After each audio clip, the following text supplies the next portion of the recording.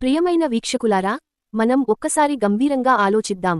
మన ఊహ పరిచిలకి దూరంగా ఉండిన ఎగుమతులు, దిగుమతుల టారిఫ్లు, ప్రపంచంలోని ధరల ప్రయాణాలు, ఇవన్నీ మన రోజువారీ, ఓకే అనిపించే కాఫీ కప్పు లేదా బీఫ్ స్టేక్ వంటివి కూడా మార్చేస్తున్నాయని మనసుకు తెచ్చుకోండి. ఈ రోజు ప్రపంచ వార్తల మధ్య మునిగిపోతున్న ఒక సంఘటన మనకి మన చుట్టూ ఉండే ఆర్థిక వ్యవస్థల సూక్ష్మ అంశాలని చూపిస్తుంది.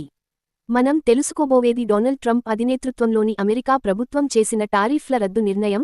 బీఫ్, కాఫీ, తృణసకల ఫలాలు వంటి దిగుమతులపై టారిఫ్లను తొలగించారు.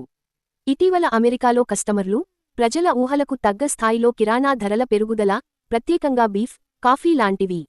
ఆ దేశంలో టారిఫ్ల హేతువు మొదట దేశీయ ఉత్పత్తిని పెంచడం అనడంతో నెట్ట రికార్డు విధంగా తీసుకురాగానే తాగుబోతుల ధరలపై ప్రభావం చూపింది. బీముదల పరంగా చూస్తే అమెరికా ప్రభుత్వం గతంలో తరచూ టారిఫ్లు ధరల పెరుగుదలకు కారణం కాదు అన్న పదజాలాన్ని వాడుతూ వస్తోంది. మరోవైపు పలు విశ్లేషకులు టారిఫ్లే ధరలను పెంచుతున్నాయని చెబుతున్నారు. అత్యంత గమనార్హంగా 2025 నవంబర్ 14-15న టారిఫ్లను ఉపసంహరించే నిర్ణయం తీసుకున్నారు. బీఫ్, కాఫీ, బనానలు, ఇతర తృణసకల ఫలాలు లేదా ఇతర తిగుబులు పైన టారిఫ్లను తొలగించారు. ఈ నిర్ణయం కొన్ని దేశాలతో చర్చల ఫలితం కూడా. అర్జెంటీనా, ఈక్వెడార్, గౌవా టయేమాల్, ఎల్ సాల్వడోర్ లాంటి దేశాలతో బహుళ ఆహార వస్తువుల పైన టారిఫ్ సడలింపులు చర్చలో ఉన్నాయి.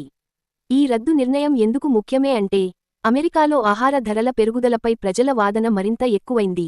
నిర్ణయానికి ఆరోపణగా, ఇదే సంక్షేమ వ్యవస్థతో కూడుకున్న ప్రజాస్వామ్య విధానాలపై కూడా గుర్తించబడింది. దిగుమతుల కరకు తగ్గితే ఖచ్చితంగా ధరలు మనకు పడే ఆవశ్యక ఉత్పత్తులపై ప్రభావం చూపుతుంది. అయితే ఇది ఒక కేసు మాత్రమే. ప్రపంచంలో ఇతర దేశాలు, ఇతర ఉత్పత్తులపై టారిఫ్లు ఇంకా ఉన్నాయి. మనకి, భారతదేశానికి సంబంధించిన సందేశం ఇది మనలా కనిపించదు అని సుమారుగా నమ్మకంగా ఉంటే తప్పు. ఎందుకంటే ప్రపంచ ఆర్థిక వ్యవస్థ ఒకటిగా ఇంటర్కనెక్టెడ్గా పనిచేస్తోంది. ఒక దేశంలో జరిగే విధానం ఇతర దేశాల స్వామ్య ఆహార సరఫరా, ధరల హలచల్ పై ప్రభావితం కావచ్చు. భారతదేశంలో ఉత్పత్తి, దిగుమతుల బలం, అంతర్జాతీయ చర్చల ఘనత నుంచి మనం మార్గాన్ని అర్థం చేసుకోవచ్చు. ఈ కథనం ద్వారా మనం ప్రతి వస్తువు కేవలం ధర మాత్రమే కాదు, దానికి వెనుక ఉన్న విధానాలు, చర్చలు, ప్రపంచ సంబంధాలు అని గుర్తించాలి.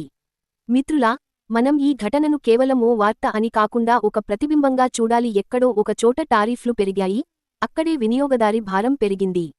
ఇప్పుడు ఒక నిర్ణయం వదిలింది. మనం ప్రశ్నించాలి, ఆ భారం ఎవరంత భరించాలి?